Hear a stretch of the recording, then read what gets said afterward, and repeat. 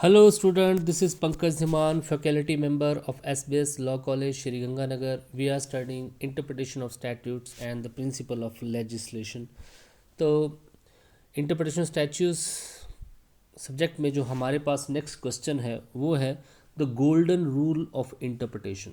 तो आपने literal and grammatical interpretation of statues पढ़ा, उसके बाद आपने लॉजिकल इंटरप्रिटेशन पढ़ी। लॉजिकल इंटरप्रिटेशन के जो रूल हैं कि जो मेथड है, सॉरी रूल नहीं, जो मेथड है वो तीन तरीके के मेथड हैं। वो लॉजिकल इंटरप्रिटेशन जो तीन तरीके से की जा सकती है। इसमें एक है गोल्डन रूल ऑफ इंटरप्रिटेशन, दूसरा आपके पास हारमोनियस इंटरप्रिटेशन और तीसरा है मिसचीव रूल जो आपके पास है। तो इनमें से जो पहला आपके पास है गोल्डन रूल ऑफ इंटरप्रिटेशन कैसे होता है, इसको हम यहाँ पे स्टडी करेंगे। ये क्या है इसको हम यहाँ पे पढ़ेंगे। The golden rule has an important place in the interpretation of statutes. तो इसका बहुत ही इंपॉर्टेंट रोल है। It is such a rule which disposes ambiguity, inconsistencies, unclarity, hardship, inconvenience, injustice arised from the language of the statute while interpreting। तो इसमें क्या होता है, ये रूल ऐसा है जो कि किसी एक्ट के अंदर जो भी एम्बिग्यूटी है, इनकन्सिस्टेंसी है, अनक्लैरिटी है, हार्डशिप है, इनकन्वीनियंस है, इनजस्टिस है, उसको इंटरप्रेट करके जो है रिमूव करने की कोशिश वहाँ पे करता है।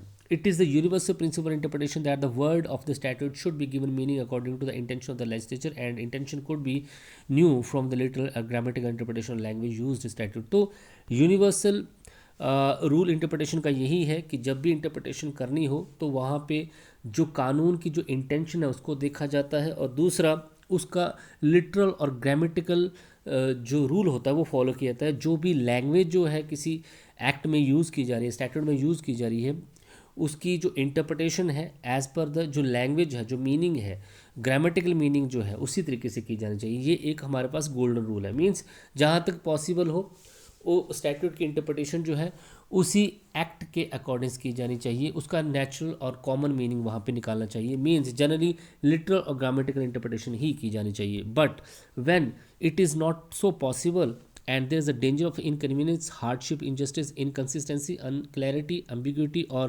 irrelevancy from such interpretation, then a interpretation deviating from the literal interpretation shall be done, so avoid the danger।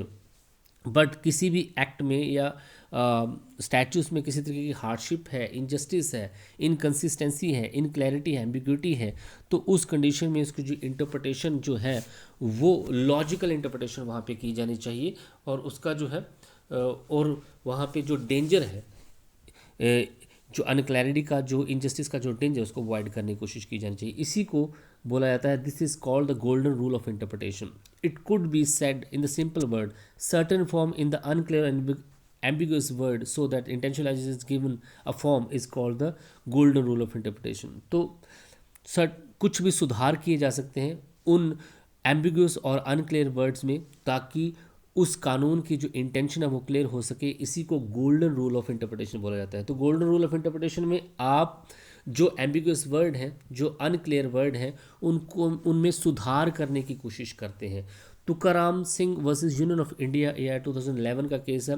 In this matter it was said by the Allahabad high court that the interpretation of the statute must be done in this way that it can fulfill the intention of the legislature। this is the golden rule of interpretation। तो इस case में भी यही बोला गया कि interpretation इस तरीके से की जानी चाहिए ताकि जो कानून का जो एक्चुअल में पर्पस है, जो उसकी इंटेंशन है, वो जो है फुलफिल हो सके। इसी को गोल्डन रूल ऑफ इंटरप्रिटेशन बोला जाता है। इसके अलावा Luke versus England revenue commissioner 1963 का केस है।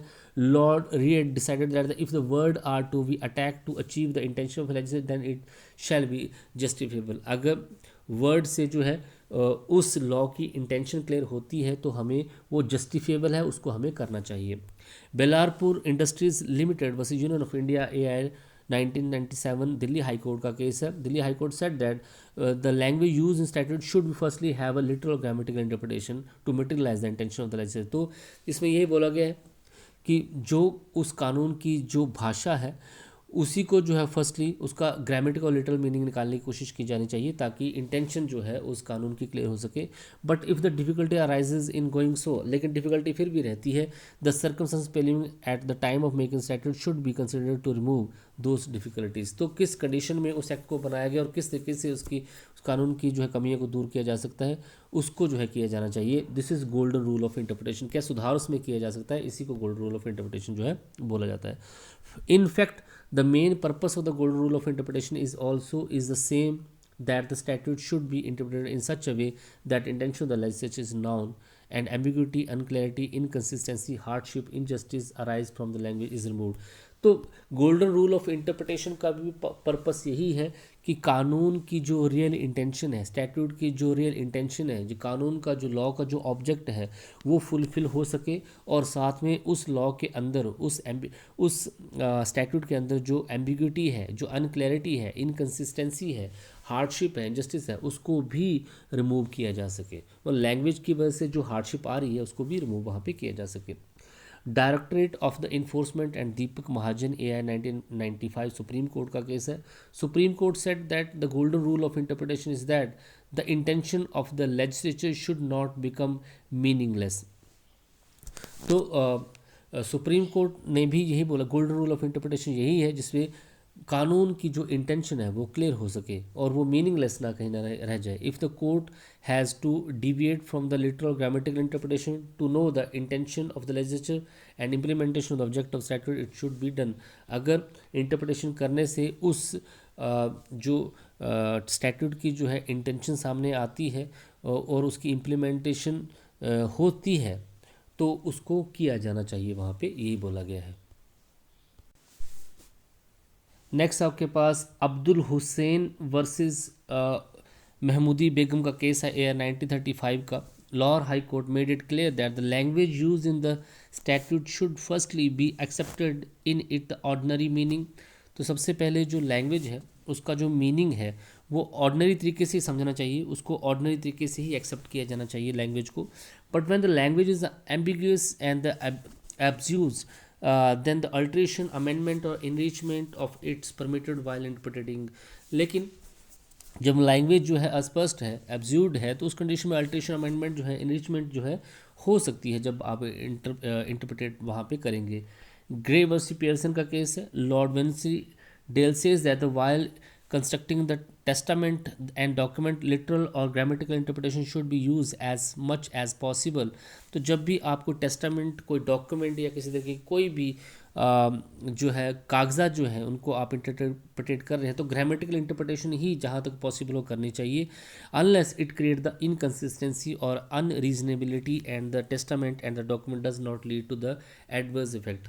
जब तक कि वो जो टेस्टामेंट है उसका वो अनरीजनेबल ना हो जाए, इनकन्सिस्टेंट वहाँ पे ना हो जाए। But if the create inconsistency, अगर वो इनकन्सिस्टेंसी क्रिएट करते हैं, अनरीजनेबिलिटी, एम्बिग्यूटी क्रिएट करते हैं, तो उस कंडीशन में उसको जो है सल्यूट वहाँ पे उसका सोल्यूशन जो है वर्ड के अकॉर्डिंग निकाला जाना चाहिए। इसी को गोल्डन रूल ऑफ इंटरप्रिटेशन बोलते हैं। बार्टून वर्सेस लवलैंड, जज Barton decide that the establishment rule of the interpretation of statute is that the literal grammatical interpretation should prima facie in the accepted in the respect of the language and the statute। तो literal और grammatical interpretation ही जो है वो accepted है और उस language का जो मीनिंग है according to the literal interpretation ही होना चाहिए। बट जब मीनिंग क्लियर नहीं है, इनकन्सिस्टेंट है, तो ग्रामेटिकल लिटरल मीनिंग को जो है उसको अमेंड वहाँ पे एक्सपेंड या रिड्यूस जो है उस लिमिट में किया जा सकता है जहाँ तक कि वो इनकन्सिस्टेंट है। Amar Singh versus state of Rajasthan का केस है 1955 सुप्रीम कोर्ट का। Supreme court said that if the language the statute is clear and unambiguous then it should be given a little grammatical meaning. तो अगर लैंग्वेज जो है कानून की क्लियर है, स्पष्ट है, तो उस कंडीशन में उसका जो है लिटरल ग्रामेटिकल मीनिंग ही देना चाहिए। Court can neither add new words to the statute nor can criticize the policies of the legislature। तो कोर्ट को ना तो जो है नए वर्ड ऐड करने चाहिए और ना ही उस कानून को क्रिटिसाइज़ करना चाहिए और ना ही पॉलिसीज़ को क्रिटिसाइज़ करना चाहिए। Court also does not have the jurisdiction to consider the background of the statute. ना ही कोर्ट के पास ये जुरिस्डिक्शन है, क्षेत्राधिकार है कि वो जो है इस स्टैट्यूट की बैकग्राउंड को देखे। Court can do so when, ये कोर्ट तब कर सकती है, ये बहुत इंपॉर्टेंट बात है। गोल्डन रूल तो यही बोलता है ना कि वो कब कर सकती है। Language use in statute should give more than one meaning, अगर उस स्टैट्यूट की लैंग्वेज जो है वो एक से ज़्यादा मीनिंग दे रही है और intention of the legislature not clear, और इंटेंशन जो है लेजिस्लेचर क्लियर नहीं हो पा रही है। This is the rule of interpretation. जज Motham views that the prevailing rule of interpretation is that when there is no need of amendment or alteration of the language statute, till then it should be given literal grammatical meaning. Ishwar Prasad versus Allahabad university ने बार बार यही बोला कि जब तक जो है उस statute की लैंग्वेज क्लियर है, अनएम्बिग्यूस है, तो उस कंडीशन में किसी तरीके की जो है वहाँ पे अल्ट्रेशन या किसी भी तरह, तब जो है उसका मीनिंग जो है लिटरल ग्रामेटिकल ही होना चाहिए, उसके अकॉर्डिंग उसकी इंटरप्रिटेशन की जानी चाहिए। किसी तरीके की जो है लॉजिकल या गोल्डन रूल वहाँ पे यूज़ नहीं किया जाना चाहिए। इसके अलावा आपके पास मदन वैली वसी बालू पदमन्ना का केस है। The universal rule of interpretation statute is that the literal grammatical interpretation should be done of the language used in it what ever the provided statute is mentioned in the legislature. Court does not have the jurisdiction to have presumptions regarding the intention of the legislature. If the word or statute are clear and ambiguous, then there is no need of interpretation. The question of interpretation arises when the language of statute is observed and ambiguous. In such situation, court has to take aid of other rules of interpretation. This is also said by the golden rule of interpretation. तो जहाँ तक possible है किसी भी statute की language की जो है लिटरल ग्रामेटिकल इंटरप्रिटेशन उसका उसी अकॉर्डिंग मीनिंग देना चाहिए, लेकिन अगर लैंग्वेज क्लियर नहीं है तो बाकी रूल्स को वहाँ पे फॉलो किया जा सकता है। नेशनल इंश्योरेंस कंपनी लिमिटेड वर्सी शिंदर कौर का केस है पंजाब हरियाणा हाई कोर्ट का। It was decided that where the language statute is clear in ordinary there should be given a meaning of accordingly. Intention is also unimportant in such matters. तो ये सारी चीज़ें यहाँ पे बोली गई हैं। तो देखिए difference of cases, numbers of cases आपको यहाँ पे दिए गए हैं। कैलाश चंद्र वशिष्ठ श्री कृष्ण AR 1998 का केस है। It was decided by the Rajasthan high court that if the language of the statute is unclear and ambiguous then it must be accepted in the literal और grammatical meaning. तो यहाँ पे ये बोला गया है कि लैंग्वेज जो है स्टैट्यूट की अगर अनक्लियर है, एम्बिग्यूस है, it must be accepted in its literal or grammatical meaning no matter whether it creates the hurdle inconvenience or injustice। तो पहले तो कोशिश जो है वो लिटरल और ग्रामेटिकल इंटरप्रिटेशन करने की ही होनी चाहिए, यह बता रखा है। मॉक्सस वसी और डोनोकस्टस कैलोरीज लिमिटेड का केस है। Maxwell says that the golden rule of interpretation is that word used in the statute should B accepted in their ordinary meaning. तो गोल्डन रूल भी यही बोलता है कि कानून स्टैट्यूट के जो वर्ड हैं उनको जो है ऑर्डिनरी मीनिंग में ही एक्सेप्ट किया जाना चाहिए until the word are used for any specific meaning और meaning different from the complete meaning. जब तक कि उस वर्ड का जो मीनिंग है वो डिफरेंट मीनिंग ना दे रहा हो, they should be given literal grammatical meaning वाले। तो उस टाइम पे उसकी जो है लिटरल ग्रामेटिकल मीनिंग जो ही उसका निकाला उसकी इंटरप्रिटेशन उस तरीके से ही होनी चाहिए।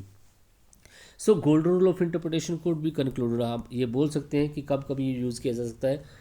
If the language of the statute is clear unambiguous and ordinary then it meaning should be according to that.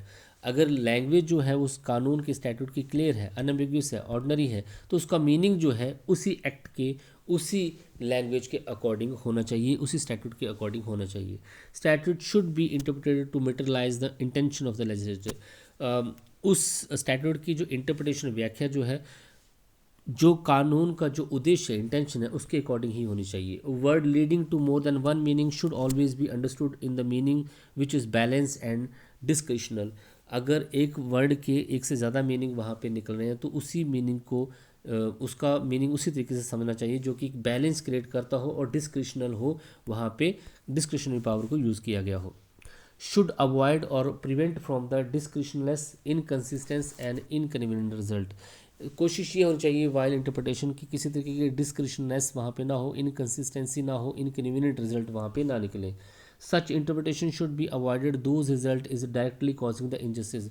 Interpretation करते टाइम पे हमें इस चीज़ को अवॉइड करना है कि उस इंटरप्रिटेशन का से कोई इनजस्टिस, अन्याय वहाँ पे ना हो।